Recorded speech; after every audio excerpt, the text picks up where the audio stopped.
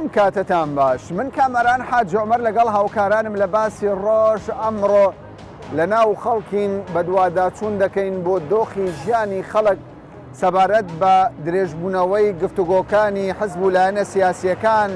بە تایبەت گفتوگۆی پارتی و یەکێتی و پارتی و بزوتنەوەی گۆڕان بۆ پێکهێنانی کابینەی داهاتووی حکوومەتی هەرێمی کوردستان. درێژبوونەوەی گفتوگۆکان چەندە کاریگەری لەسەر ژیان و قوتی خەڵکی کوردستان بووە. حزبەکان چەندە ڕەچاوی قوت و ژیانی خەڵکی کوردستان دەکەن، بۆچی تاوەکو ئێستا یەکێتی و پارتی و بزوتنەوەی گۆڕان نەگەیشتونەتە چارەسەری تەواو بۆ پێکهێنانی حکوومەتی داهاتووی هەرێمی کوردستان. لەم بەدواداچوونە هەوڵ دەدەین زانیاری باشمان دەست بکەوێت. لەگەڵمان بن. پێکهێنانی حکوومەت دواکەوتنی پێکهێنانی حکوومەت بە گرفتی دەبینی بۆ خەڵک گرفتە چێ هۆکارە لە دواکەوت حزبەکانەکە پارتی و یەکێتی ناگەن بە تەفاوم پێ دوای هۆکار چییە؟ دەبی خۆی دەبێت هەرسێدا پێک بێت هەر سێدا ینی بەبێ ئەو سێ حکوومەت پێک بێ بەکەلک نایە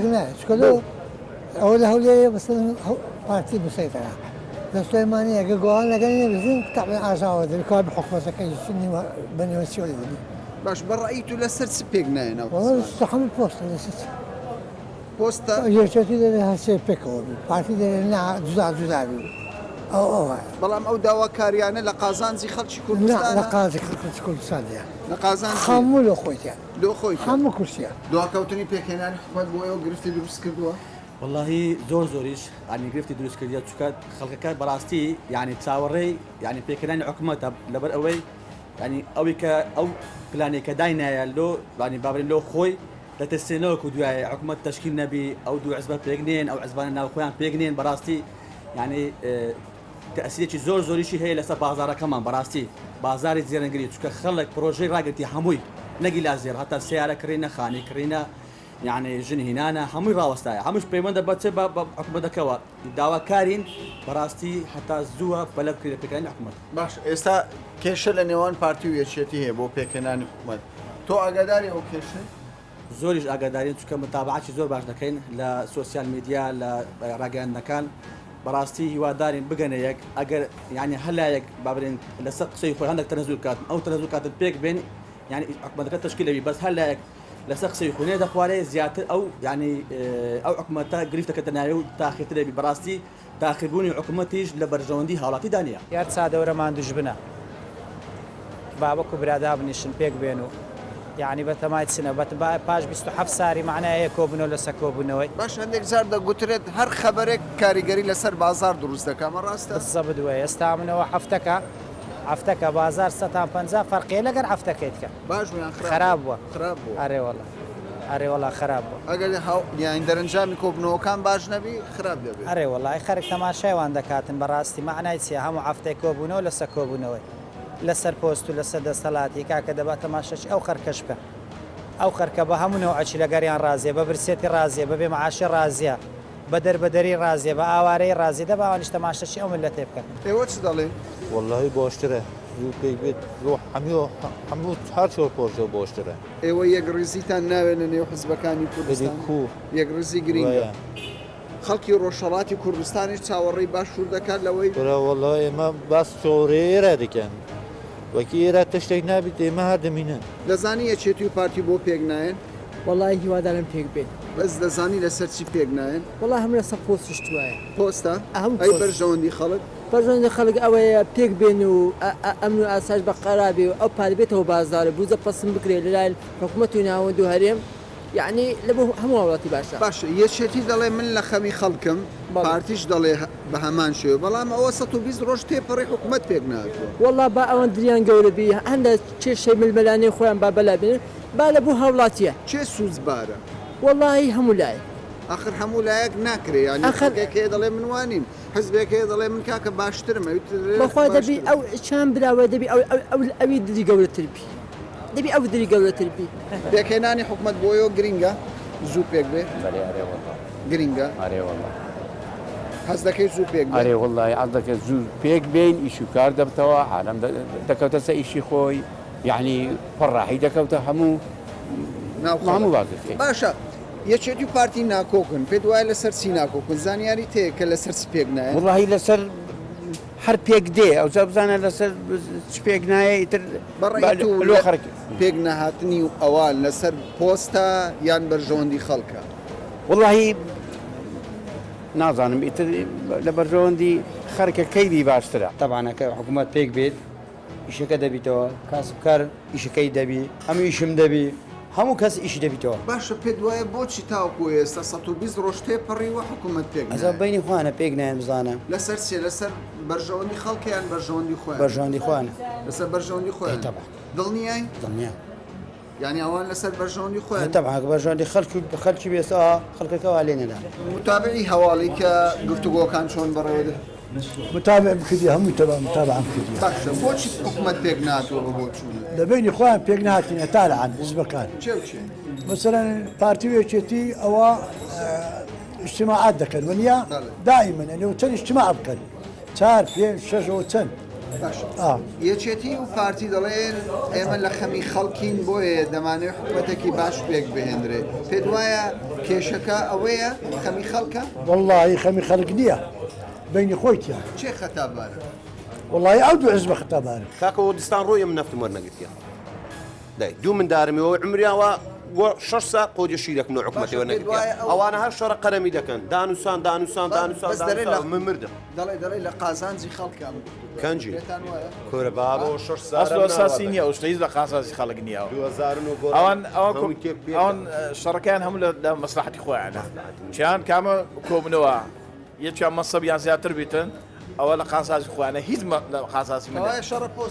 شەڕە پۆستە چکە لە پێناوی ملەتی باە ملت نە معاشی هەیە نە نەفتی هەیە نە کارەبای هەیە نە بنزینی هەیە کرێخانی لەسەرە ئەدی مەسلحەتی خەڵکەکە لەکوێ هەیە ئەوی ڕاستی بیتنانی دەستە بتێنێتێ پارتی براوی یەکەمە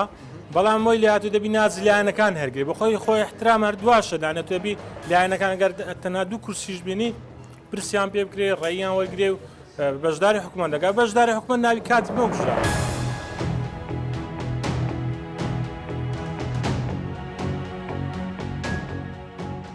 پێ دوایە گفتوگۆی کۆبنەوەکان بە ئاسایی بەڕێوە بچن ینی ئاساییە بۆ ئەوەی حکوومەتێکی لێ لەدایک بێ وڵات بە جۆرەی زۆر دواکەوتنی دلیل لەسەرەوەی کۆبنەوەکان ئاسایی نین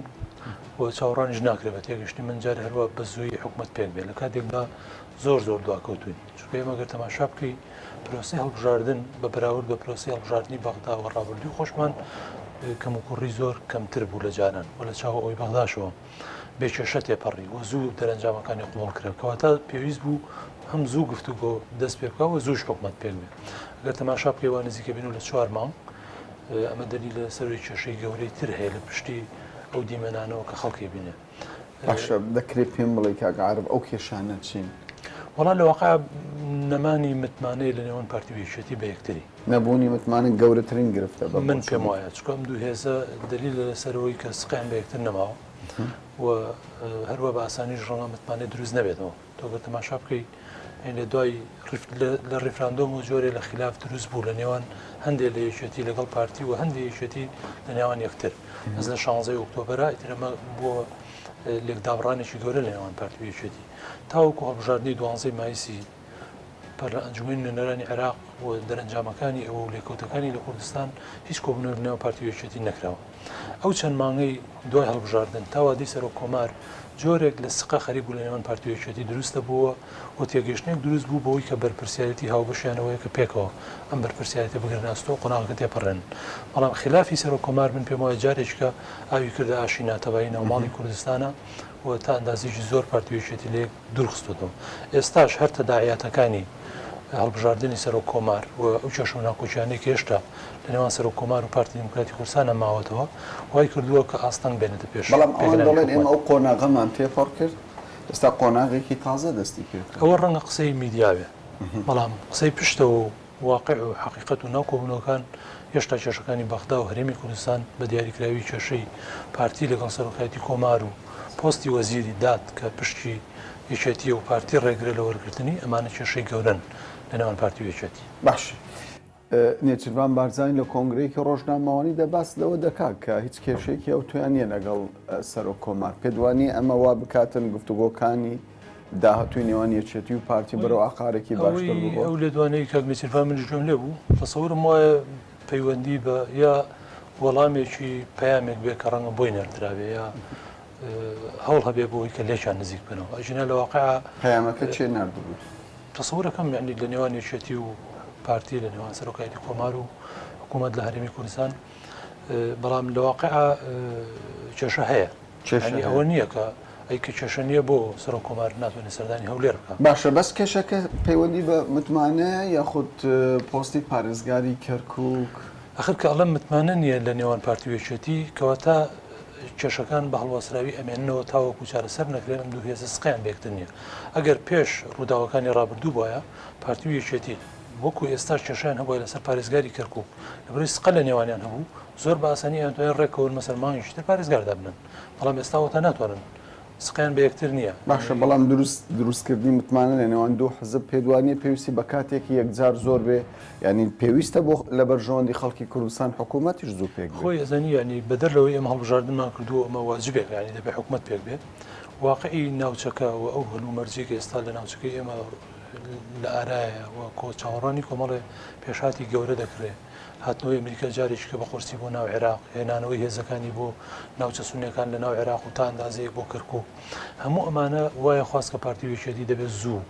ڕێکەون لەسەرەوەی چۆن مامەڵە لەگەڵ پێشاتە ناکەن بەڵام بەداخەوە ئینسان لەسەر ئەرزی واقعستی پێ ناکەن ڕەنگە لە میدیاکانەوە ئەم خەمە دەربڕن بەڵام کە ناگەنە نەتیجە ئەمە دلیل لەسەرەوەی کە نەیانتوانێت بەسەر کۆسپەکان ئەزان باشەکەوایە ینی تەسەور دەکرێت پێکێنانی حکوومەت دوا بکە من پێم وایە هەروە بە ئاسانی ڕەنگە جارێ ناتوانن حکوومەت پێک بێنن ئەگەر ڕێک نەکەون لەسەر و کێشانی تر کە هەیە و کێشەکان تر ڕەنگە پەیوەندی بە پێکێنانی حکوومەتەوە نەبێ ینی پارتی و یەکێتی بەرچاویان ڕوونە لەسەرەوەی چ پشتێکیانە بێت لە حکوومەت ئاستەنگەکە خودی پێکێنانی حکوومەت نییە کێشەی ترە لە دەرەوەی ئەم پرۆسەیە و کراوەتە مەرجی پێشوەختە بۆ تێپەڕاندنی کەواتە سیڕائەکە لە نێوان یەکێتی و پارتی بەدڵنیایە باش ئەی بەرژەوەندی خەڵک لە کوێوەی ئەو سیڕائەیە اینجا ئەوە دەبێت خەڵکی کوردستان خۆی ئەو پرسیاریان لێ بکە چ جارێکم حیزبانە بەرژەوەندی خستیان خەڵکیان ستۆدە پێش بەرژەوەندی خۆیانەوە ئینسان بۆی تۆزی واقعی بێ لە زۆر مەحەتەیە بینیمان ینی هەمیشە گەڕاون بە دوای ئەوەی لەکوێ دەستکەوتی خۆیان پێگەی خۆیان بەرژەوەندەکانی نەک حیزبەکە جاروای کارکتەری سیاسی ناو حیزبەکانیش بەرژەوەندەکانی خراوەتە پێش بەرژەوەندی میلەتەوە ئەژینە لە واقعا ئێمە لە بەردەم کۆمەڵە پێشاتی گەورەداین و پێکنەهێنانی حکوومەت واتە درێژە کێشانی ئەم قەیرانە سیاسی لە هەرێمی کوردستان هەیە ئێستا ئێمە پەرلەمانمان نییە سەرۆکایەتی هەرێممان نییە حکوومەت کاربەڕێکەرە ئایا قازانجەکە خەڵکی کوردستان بەم جۆرە حکومڕانی کوردستان بڕێوە بچێت لە کاتێکە هەموو خەڵک چاوەڕوانی ئەوەی بووکە ئەو بانگەشانەیە کرا بۆی حکوومەتیشی بەهێز لە کوردستان دروست بکرێن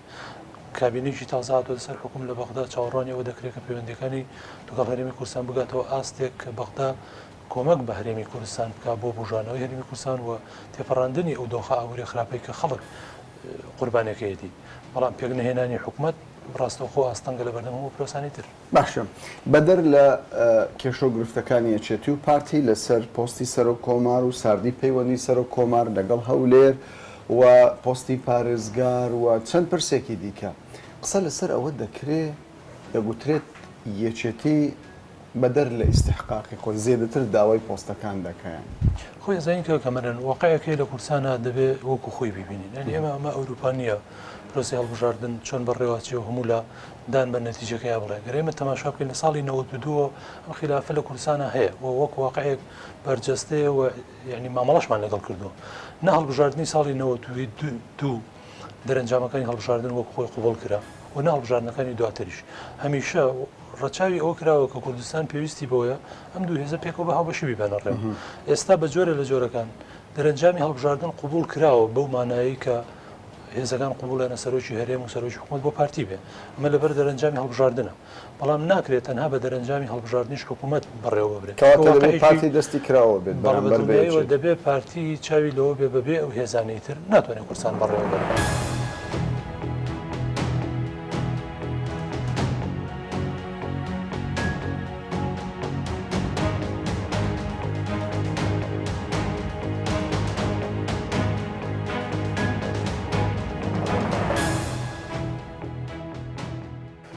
ئەمڕۆ خەڵکێکی زۆر چاوەڕوانی کۆبنەوەی یەکێتی پارتی بوو بەڵام بەبێ ئەوەی هۆکارەکە دیاری بکرێت تا ئەو کاتێکی ئێمە قسە دەکەین کۆبنەوەکە دواخرا بۆ کاتێکی نادیار خوێندنەوەتان لەسەر ئەم جۆرە کۆبنەوە.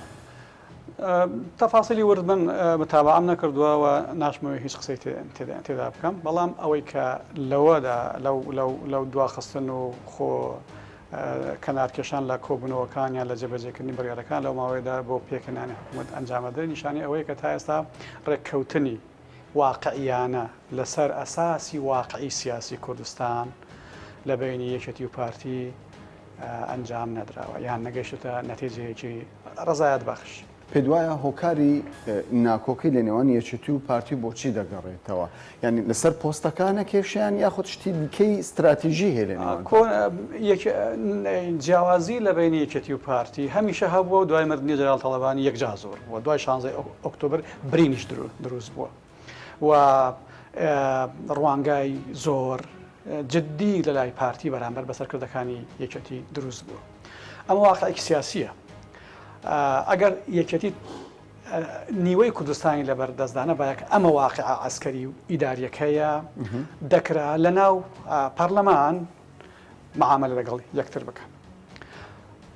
بەڵام کاتێک کە کوردستان لە کردەوەدا منتیقەی نفوزی دوو حزبە نیوە بە نیوە دەسەڵاتیان بە سەڵاتەکەدا هەیە ئەم حکوومەتایی کە دروستە بێ یان ئەو کابینەیە کە دێتە سەرکار ئەبێ دام و دەستگای حکوومەت سەرکردایەتی بکات لە هەندوو منتیقە بتوانێت کاری خۆی بکات کەوایە بەبێ یەکێتی زەحمەت من پێم وانییە قەت پارتی بیر لەوە بکاتەوە بەبێ یەکێتی کابینەیەک دروست کات چونکە کابینەی بێ یەکێتی ئایا هێزێک هەیە حکوومەت لە منتیقەی سلێمانی بسەپێنێ؟ نە نییە. ئایا کابینەی یەک منتیقەیی هەدەفە کاوکات ئەو حکوومەتی بەهێز لە کوردستان دروست نابێ کە هەم بۆ کوردستان پێویستە هەم هاوپەیمانەکانی ئێمە لە دەرەوە چاوەڕێیەکەن چونکە منتیقەی ئێمە لە سەرەتای گۆڕانکاری گەورەتر لەوەدایە کە لە شەڕی داعش بینیمان. دەوری کوردستان لە داهاتووی ئەم گۆڕانکاریاندا گرنگە دەوری کوردستانێکی بەهێز بۆ ڕاگررتنی وەزی ناوخۆی کوردستان گرنگە و بۆ بەشداریکردن لە دیاریکردی چارە نووسی کوردستانیش زۆر گرنگە. ئەمانە ئەساسن بۆیە من پێم وایە ئەو کۆبوونەوەانە دوای ئەوەش بەردەوام مەبن و لە پارتی ڕابینم کە عەزەڵاتی لەوە بەهێزتر بێ چونکە پارتی حزبی گرتنەوەی نیشتیمانە. باشە پێ دوای دەبێت پارتی چی بکە لەم قۆناغی ئێستادا ئەوەی کە یەکێتی دەیەوێ ڕازی بێ لەسەری؟ شەرنی هەم ئەوەی کە یەکێتی دەیەوێ ڕازی بێ بەڵام پارتی دەبێ سنوورێک بۆ ڕوانگای خۆی دابنێ کە لەگەڵ حزبێک مامەڵە ئەکات بە ئەوی بێتە ناو کابینە کە نیوەی کوردستانی عسکەریان لەبەردەستدایێت. باشە پێ وایە متمانە لە نێوان پارتی و یەکێتی ئێستا لەم قۆناغی ئێستادا بە چ شێوەیەک هەر تا پێش ماوەیەک هەر نەبوو دوای 16 ئۆکتۆبر شتێ بە ناوی متمانە نەما یەکێتی نیشتیمانی کوردستان عەمەلیان بەکردەوە لە بواری عسکەری نەکرد پشتی لە وڵاتەکەی خۆی کردبە بەڵکو لەگەڵ دژمن پێک هات ئەو من دڵم نایە لەم بارودۆخەدا خیانەت کەلیمەی خیانەت بەکاربێنم بەڵام لە هەمان لە سەرباریان بارودۆخەش وەکو تەرەفی دیکە نیوەی دیکەی حزبێکی سیاسی عسکەری کوردستان مایەوە و ئیمتدادی ئەقلیمیشی هەیە و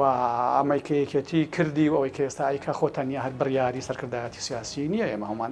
ئەزانین ئیمتدادی ئێرانی و بەغدا و ئەم لاولارەوانەیە زۆر بێت بۆیە پارتی بە چاوی کراوە دەبێت تەعامل لەگەڵ ئەم کائینە بکات کە نیوەی کوردستانی لەبەردەستدایە بەڵێ ئەهدافی پارتیش گرینگە بەڵێ پارتی دموکراتی کوردستان بەهێزە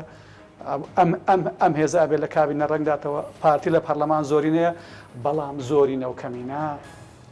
تەنێ حکمی کوردستان ناکات. هێزەکانی هەرێمی و ئیقلیمی و تەنانەت ئەمریکا لە چێوەی ئەم گفتوگۆیانن وەک تەماشاکار دەمینێنە؟ تەماشاکار نین کاریگەرن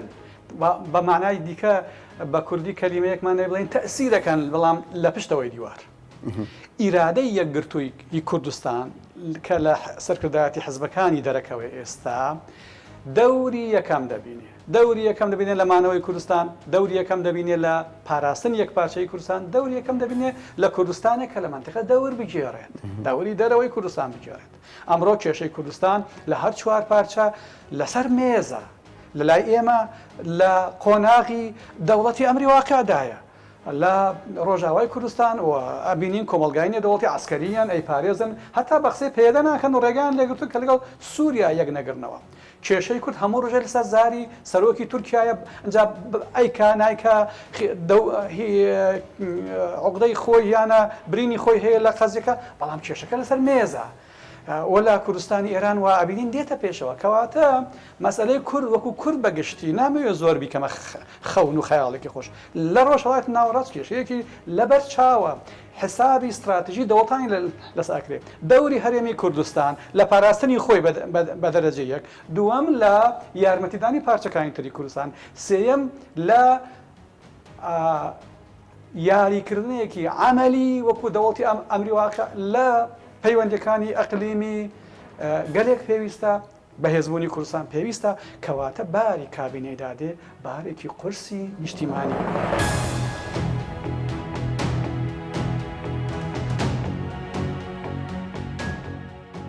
بابزانین چی دەقۆمێ بۆ یەکێتی و پارتی ئەمڕۆ نەیانتوانی لەسەر مێز دابنیشێن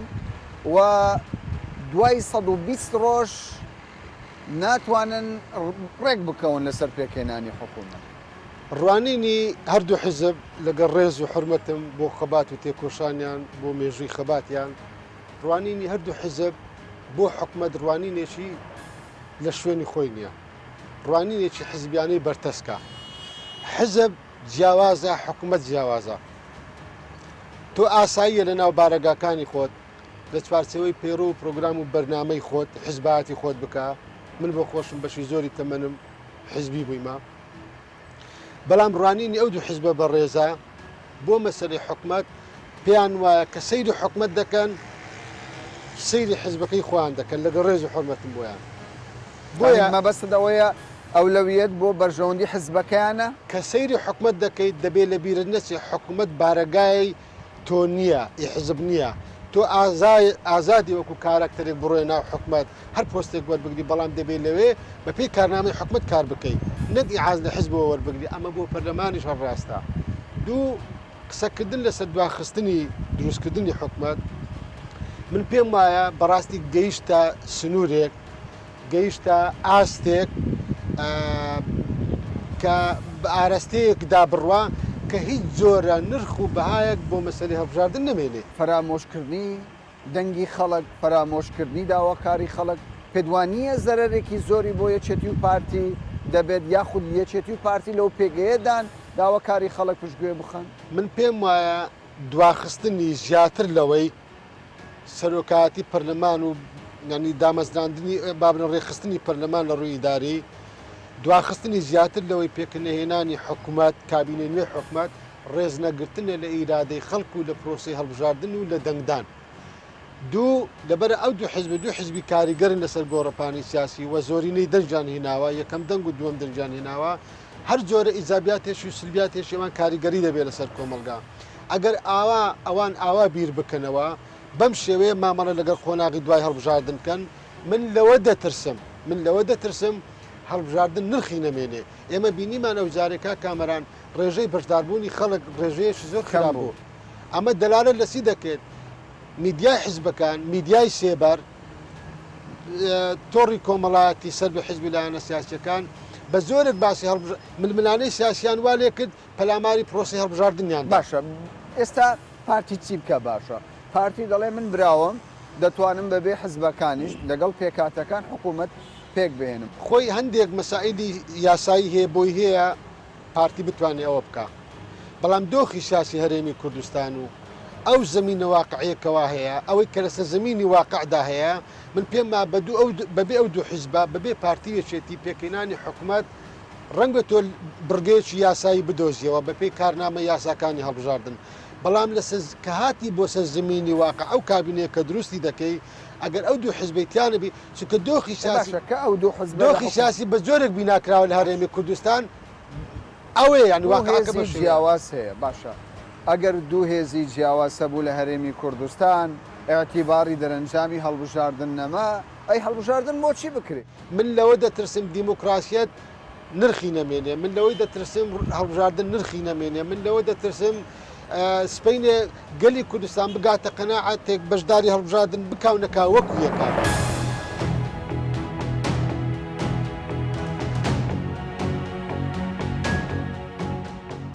بەبێ گوێدانە داخوازی و نیگەرانیەکانی خەڵکی کوردستان و دۆخی ئێستا ژیانی خەڵکی کوردستان ئەمڕۆ یەکێتی نیشتیمانی کوردستان کە چاوەڕێ دەکرا لە بارگای مەکتەبی سیاسی کۆبنەوەیەکی گرنگ لەگەڵ شاندی پارتی دموکراتی کوردستان ئەنجام بدات لە ڕێگای تەلەفۆنی بەرپرسانی یەکێتیەوە ئاگاداری شاندی پارتی دەکرێت کە لە ڕێگاوە بوون تا سەردانی مەکتەبی سیاسی بکەن ئاگادار کرانەوە کە کۆبوونەوەکان لەگەڵ پارتی هەڵوەشێنراوەتەوە تا کاتێکی نادیار. ڕاگەیاندنی ئەم هەواڵە نیگەرانی لای خەڵکی کوردستان دروست کردووە و بەشێکی زۆر لە خەڵکی پێیان وایە دوای تێپەڕبوونی زیاتر لە 120 ڕۆژ بۆ پێکهێنانی کابینەی داهاتووی حکوومەتی هەرێمی کوردستان کەچی تاوکو ئێستاش ناکۆچیەکانی یەکێتی و پارتی لەسەر پرسە جیاوازەکانی نێوانیان پوڵتر بۆتەوە دەخوازن لە یەکێتی و پارتی کێشە نێوەخۆییەکانیان بەلاوە بنێن و کەمێک ڕەچاوی بەرژەوەندی خەڵکی کوردستان بکەن تا باشێکی دیکە و بابەتێکی دیکە بەخواتان دەست پێێن.